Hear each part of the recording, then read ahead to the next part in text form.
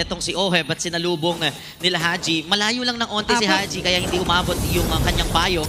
Pressure sa may backline. Talagang tinutuloy yung turtle. Another turtle para kay Carla TZ, the coach himself. Getting another objective. Ryzen hindi makapag-counter. Hahabulin at hindi tatantanan ng patalim doon ni the coach.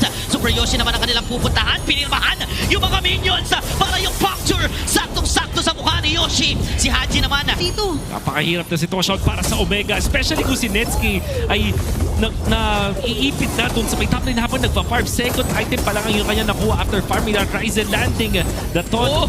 Oh no! Yan again. Walang agam-agam na mag-tower dive ang GLPH. Oh my gulay, si JP lang ang nakuha dito ng OMG. Raratrat yung kanin ni Netsky with the speedy light wheel. Pero may Crimson Beacon in. Mapapatay din si Sanji na condition. Yung Lord mamarcha sa gitna. Ready to defend ang Omega. Tumama doon kay Super Yoshi yung AOG na yan. Crimson Beacon naman ni Sanji. Ang target ay si Ryzen.